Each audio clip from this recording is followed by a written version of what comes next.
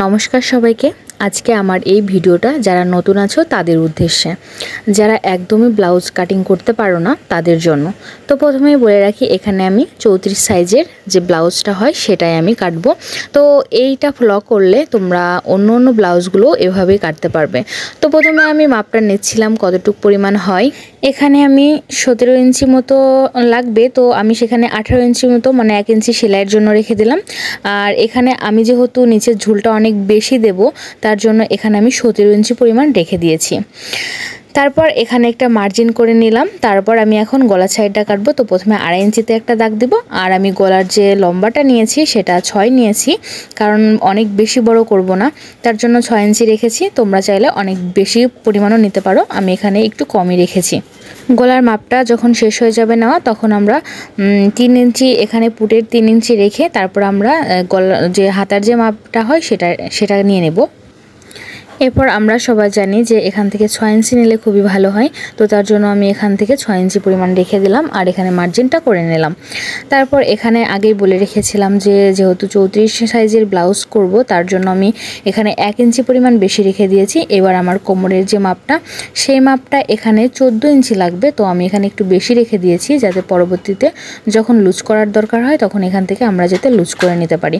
তো এখানেও মার্জিন টেনে নিলাম। তারপর আর এই সাইডটা আমি বেশি একটা কাটিনি, এটা তোমরা চাইলে কর্নার করে কেটে নিতে পারো, কিন্তু এটা পরবর্তীতে লাগতে পারে সেই হিসেবে রেখে দিয়েছি। তারপর এখান থেকে মাঝ বরাবর নিয়ে মানে প্রথমে মার্জিনটা দেখে নিব যে কোথায় মাঝ বরাবর হয়, সেই আন্দাজে আমরা এখানে 5 ইঞ্চিতে একটা মার্জিন টেনে নিব।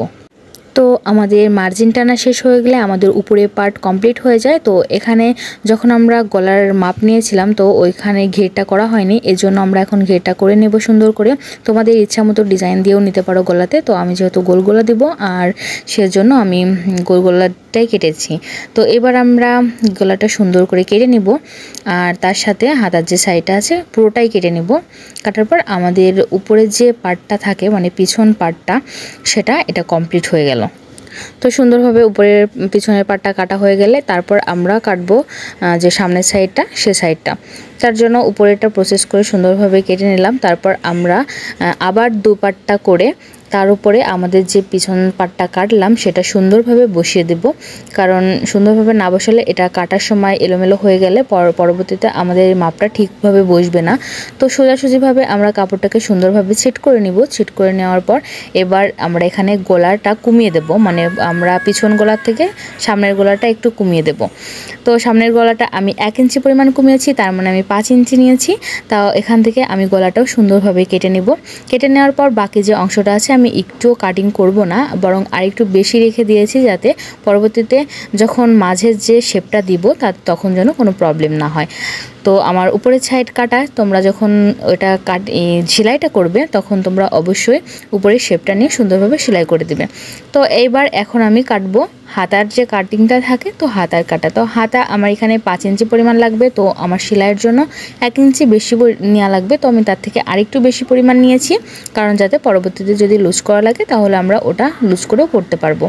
তো এখান থেকে আমি পুরো হাতার লম্বাটা দিয়েছিলাম 6 ইঞ্চি পরিমাণ, আর ভাঙতে লাগবে সেজন্য আমি ওখানে একটু বেশি রেখেছি 8 ইঞ্চি পরিমাণ মতো। তারপর এখানে 3 ইঞ্চি রেখে সুন্দর করে ঘের করে হাতাটা কেটে নিলে আমাদের হাতা কাটিং শেষ হয়ে যাবে। তো আমার প্রসেসটা ভালো লাগলে পাশে থাকবে সবাই, ঠিক আছে? বাই বাই, টাটা, আবার দেখা হবে নতুন কোনো ভিডিও নিয়ে।